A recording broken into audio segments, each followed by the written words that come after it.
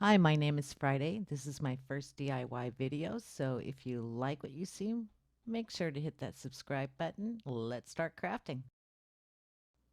The first project, you'll need the items shown here. You're only going to need 11 of these foam eggs. My Happy Easter stickers I did print out on my Cricut, but they sell stickers at the Dollar Tree. You can use a ruler or a paint stick. I cut mine down to 7 inches.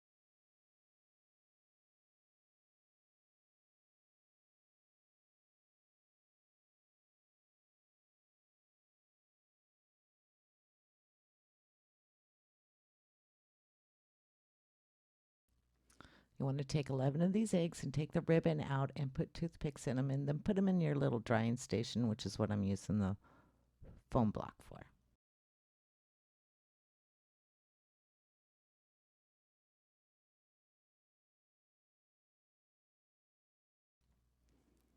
I'm using white paint to make some pastel basic colors of blue, yellow, and pink. And then I'm going to take the blue, mix it with the yellow to get green, and the blue with the pink to make purple. Make sure you dab the paint on lightly. You just want to get rid of the glitter. If you put too much paint on, you'll end up with dinosaur eggs, if you know what I mean. I'm so mad I lost the footage for this, but have no fear. Friday is here. I will be making a bird's nest using the same method. I like this method the best because it has less moss fallout.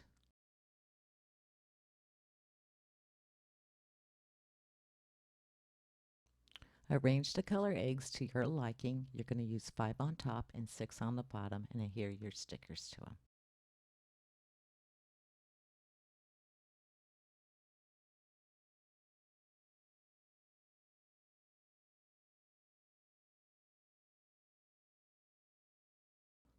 Starting with the word Easter, put your E on there. Make sure you put plenty of hot glue on the bottom to adhere it to the moss and hold gently for a few seconds just to make sure it stands up straight.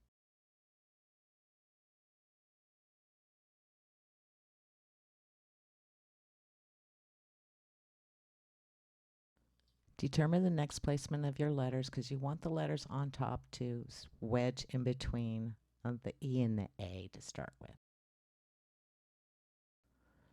Make sure you secure the A egg to the moss and the E egg to stabilize it.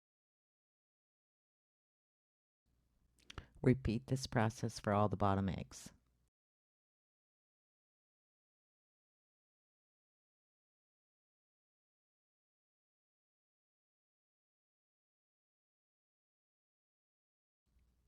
Glue the remaining top eggs in between the bottom eggs.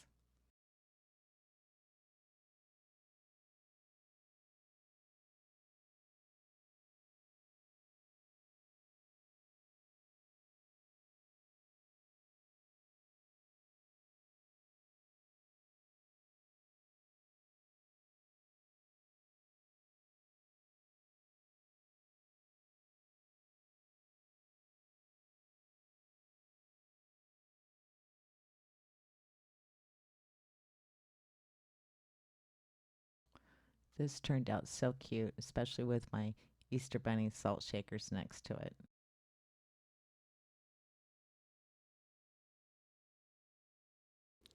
For the next project, it's your choice of Spanish moss or the green moss.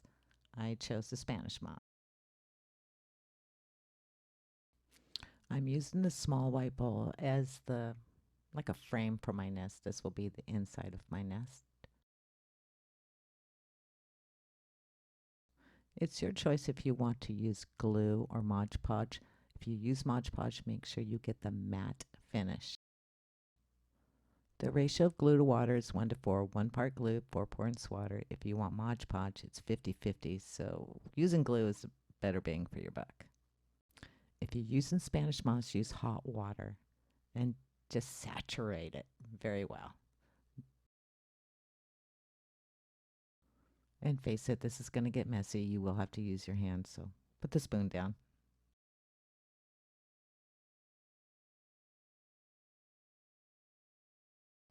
I did have to use a little bit more glue water mixture. Just make sure you add the water first and then the glue.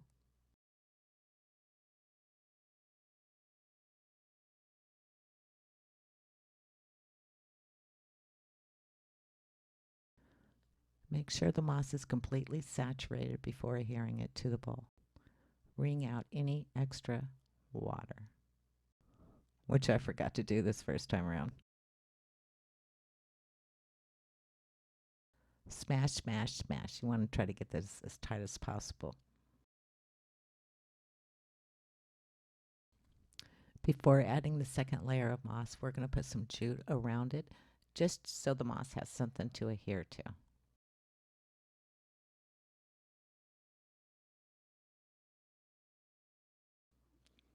Apply your second layer of moss. Make sure to wring it out. The most important step in this is when we are done applying the second layer is to let it dry. Almost completely dry, but just a tad bit wet on the inside. But do not mess with it. Just let it dry. Don't mess with it. Walk away.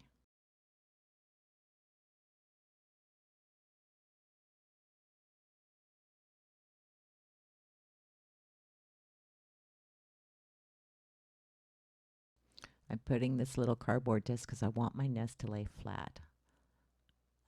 You can put it at an angle if you want your nest at an angle, but this is the way I chose.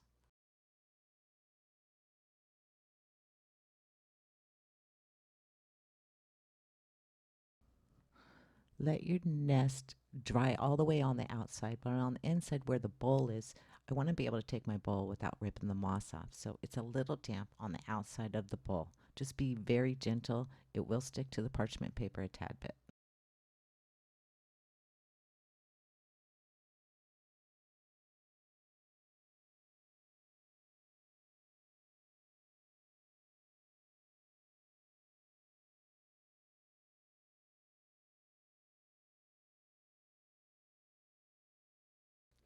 I love this method for making moss nests. It doesn't leave any shine, no glue marks. This is just so neat.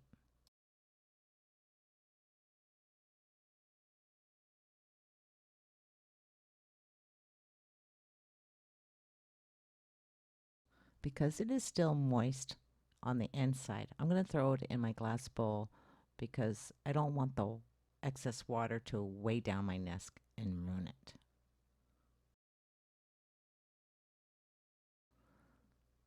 I absolutely love how my nest turned out.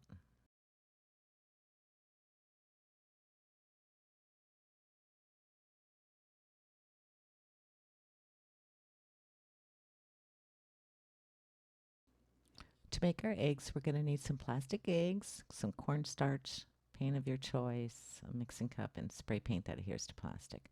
I did sand my eggs down a tad bit to get that little notch out the back. Insert a shish kebab stick through the holes just so you don't have to get your fingers painty.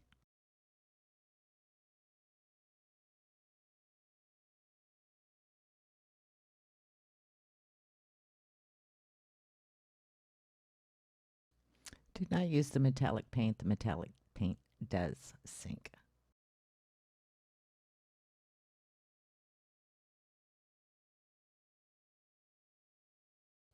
After your eggs have dried, mix your cornstarch and water 50-50 ratio.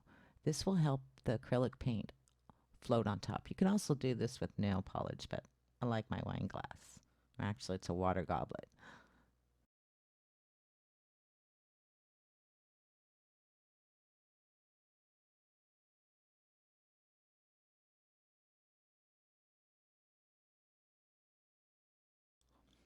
Don't pull a Friday. Use a measuring cup because I did not do mine 50-50 and I should have.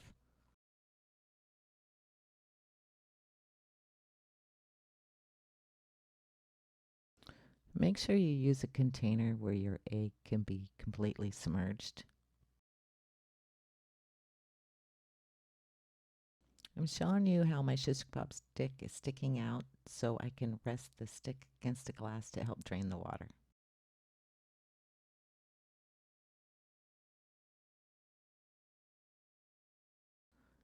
You need to work fast here and put your acrylic paint in and then dip your egg.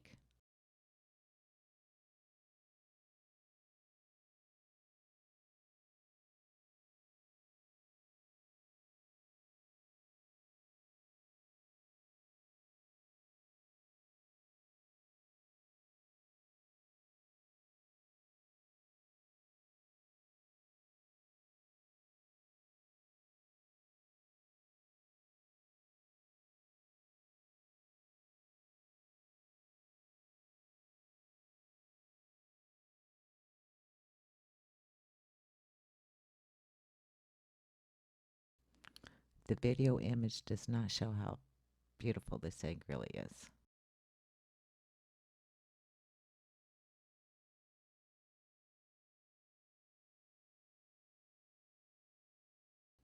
I did discover that the gold does sink, and not sure what happened to the pink, but there they are. Can't really see them, but they turned out really great. It should be glossy white from the spray paint was gloss paint, and then acrylic on top of it. But it came out really cute. With my bird nest. I love it. No moss fallout.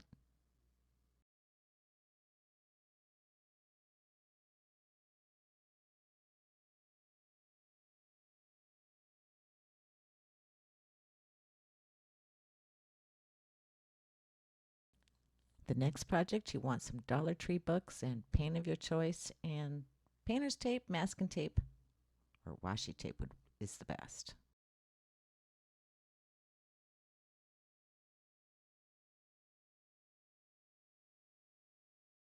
When choosing your book, if there's an embossed on the front, just flip it over in the back. Nobody's going to see it for this project.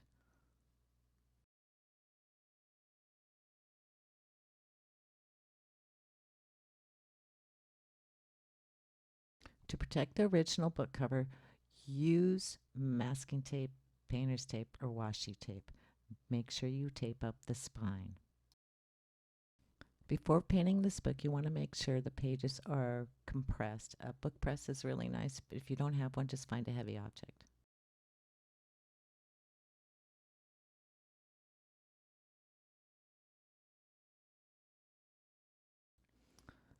I'm just going to use my hands here because I'm just going to paint a part of it, and I'm trying to squeeze it as tight as possible. If you don't, the paint will bleed through, and we don't want that.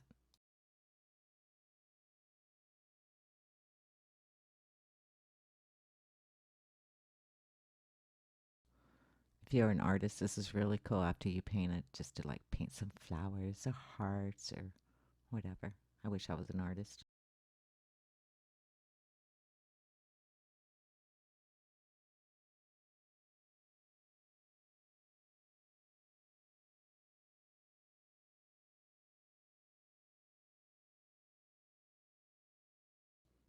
You want to dry brush ever so lightly. And this is going to dry really fast. So if you miss some spots, no big deal. Let it dry a little bit and come back and hit it again. But do not put a lot of paint on. You just barely, just dry brush it.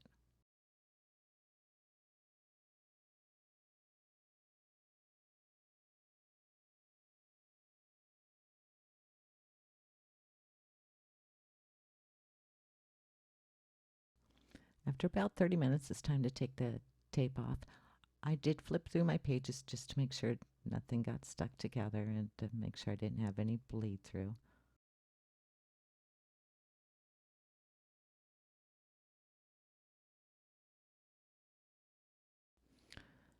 When you're taping your book, just tape barely on the inside. You just want to cover the book hardcover. The trick to tape and tape off is pull it flat and at a 45-degree angle.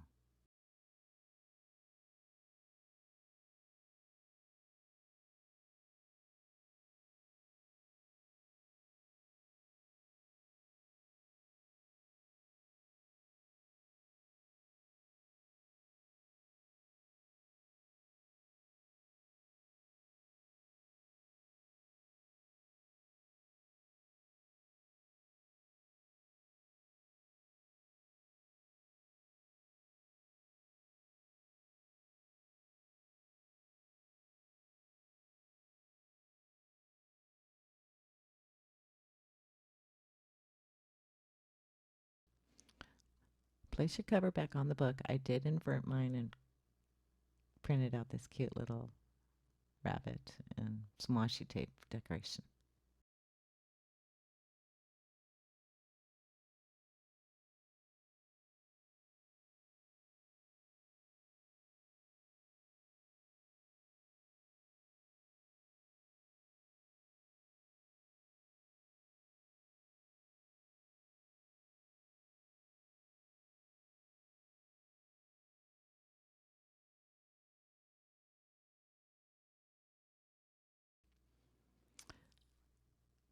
And no, I wasn't trying for an ombre effect. I just didn't mix my paint right. This next trick is to show you how you can make an invisible book stand to hold your books up just using a sheet of paper.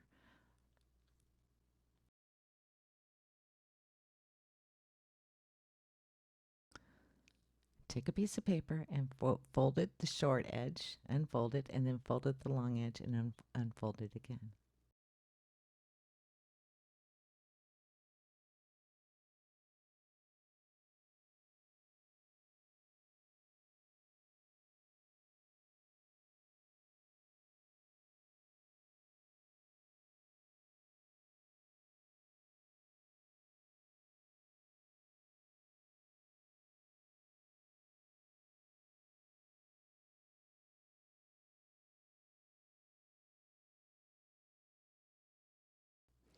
Cut your paper just to the middle using the long edge. Fold it into a corner and then tape it where the two papers meet.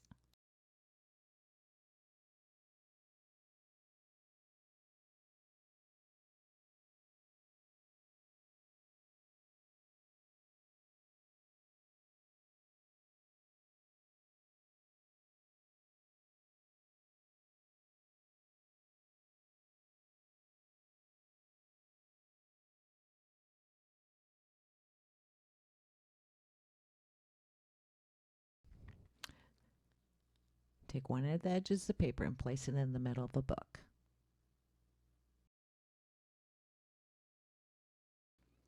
The weight of the other books on the piece of paper will hold it in place.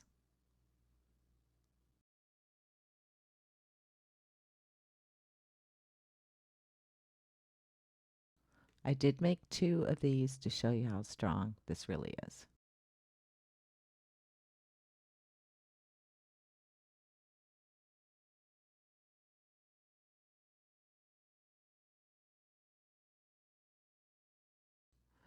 Now, obviously, if you throw a lot of weight, yeah, your books are going to fall down.